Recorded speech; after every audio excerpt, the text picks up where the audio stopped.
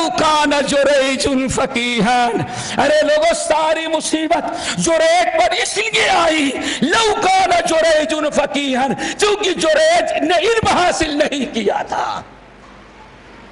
لو کان جریج فقیہا، اگر جریج علم حاصل کیا ہوتا تو یہ مصیبت اس پر نہ آتی۔ کیوں؟ اس کو یہ مسئلہ معلوم ہوتا کہ آدمی اگر نفلی نماز پڑھ رہا ہے، ماں باپ بلا دیں تو نماز توڑ کر کے ماں باپ کو جواب دینا بڑی عبادت ہے۔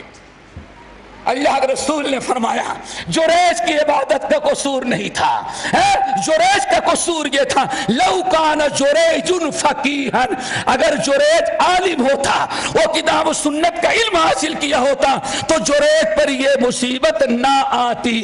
بہرحال قصہ بڑا طویل ہے، ہم اس لیے بیان کر رہے تھے اپنی پیاری بچیوں کے سامنے، یا ہماری یہ مائیں اور بہنیں جو بچیوں کے ذمہ دار آئی ہوئی ہیں انہیں یاد رکھنا چاہیے۔ اس قصے کو میں نے اس لیے بتایا کہ آدمی پتہ نہیں کتنے بڑے بڑے مسائل میں کتنی غلطیاں کر ڈالتا ہے جبکہ انسان کے پاس علم نہ ہو۔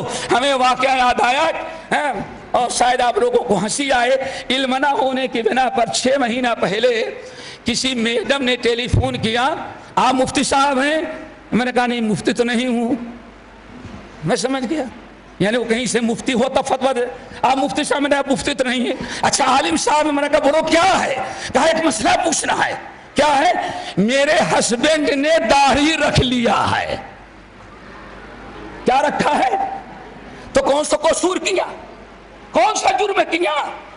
لیکن جہالت ہے، یہی جہالت ہے۔ اسے خوش ہونا تھا کہ میرے شوہر نے لاکھوں نبیوں کی سنت پر عمل کر لیا۔ میں نے کہا تو کیا کیا؟ اچھا کیا۔ کہا کیسے اچھا کیا؟ میں نے کہا نبی کی سنت پر عمل کے لیے اس نے بہت اچھا کیا۔ اب بڑی غصہ، کہتے اچھا بھی کرو، بہت اچھا کہہ رہے ہیں۔ میں نے کہا واقعی بہت اچھا کیا۔ کہا بالکل ناجائز کیا۔ اللہ اکبر۔ کیا؟ کہا میں طلاق نامہ درج کرا کے آ گئی۔ اللہ اکبر۔ صرف جہالت، کتنی بڑی مصیبت۔ باپ نے لاکھوں خرچ کر کے شادی کیا ہوگا، ساس بڑی تمناؤں کے ساتھ بہو لائی ہوگی، لیکن صرف سال بھر میں وہ کورٹ میں طلاق نامہ دائر کیا، ہمیں طلاق چاہیے۔ میں نے پوچھا کیوں؟ کہا کہ داڑھی رکھی تو لیکن ہم سے اس نے پوچھا نہیں ہے۔ داڑھی رکھتا کوئی بات نہیں تھی لیکن مجھ سے پوچھنا چاہیے تھا۔ میں نے کہا داڑھی رکھنے میں تم سے پوچھنے کی کوئی ضرورت نہیں۔ تو کہتی کیا معلوم، یہ کیسا اسلام ہے کہ میرے چوائس کی کوئی قدر نہ ہو۔ اب چوائس کی بات آ گئی۔ اللہ اکبر۔ میرے بہنوں ایمانداری سے بتاؤ، ایمانداری سے بتاؤ، اتنی بڑی جہالت۔ اب کیا اس عورت کو مسلمان کوئی کہہ سکتا ہے جس نے نبی کی سنت کا انکار، نبی کی سنت کا استحداء اور طلاق صرف اس لیے لے رہی ہے کہ اس کے شوہر نے بغیر اس کی اجازت کے داڑھی رکھ لیا؟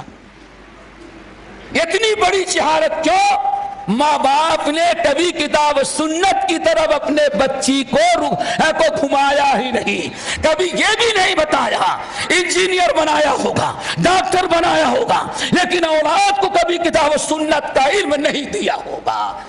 اسی لیے ہم نے کہا پتہ نہیں، ایک مثال میں نے دی، کتنی مسالے ہمارے سامنے موجود ہیں، کتنے بڑے بڑے حرام اور منکرات میں نعوذ باللہ من ذالک۔ ایک انسان نکاح کے، طلاق کے بہت سارے مسائل ایسے ہیں گھریلو زندگی کے جس میں مسائل نہ جاننے کی بنا پر، علم نہ ہونے کی بنا پر انسان بڑے بڑے منکرات میں مبتلا ہو جاتا ہے۔ اللہ تعالیٰ سے دعا کرو ہمیں جہالت سے بچائے۔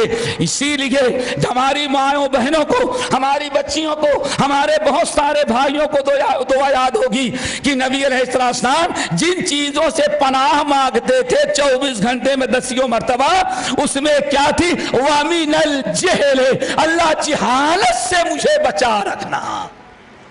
ہر برائی، ہر فساد، ہر منکر اکثر کا سبب اصل میں جہالت ہوا کرتی ہے.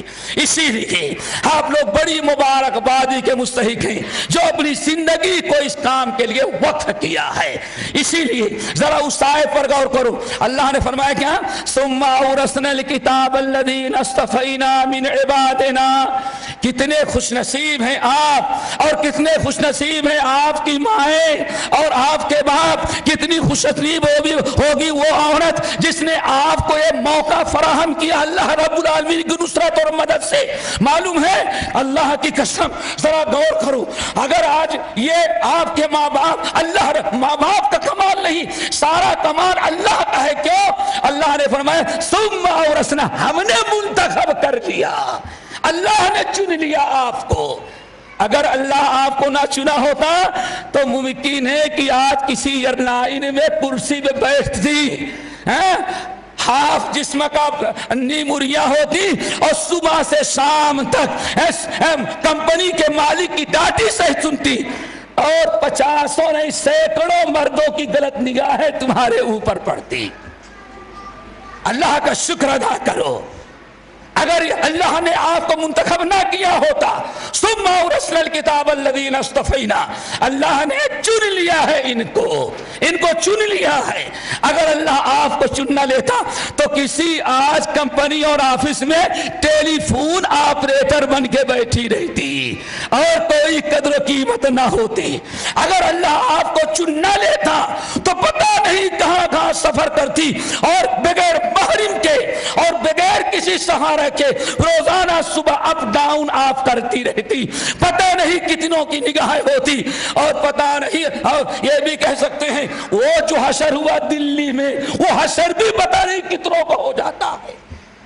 لیکن رب کا شکر ہے ادا کرو، رب کا احسان ہے کہ ثم اورثنا الکتاب الذین اصطفینا من عبادنا. نبی کے جانے کے بعد بڑے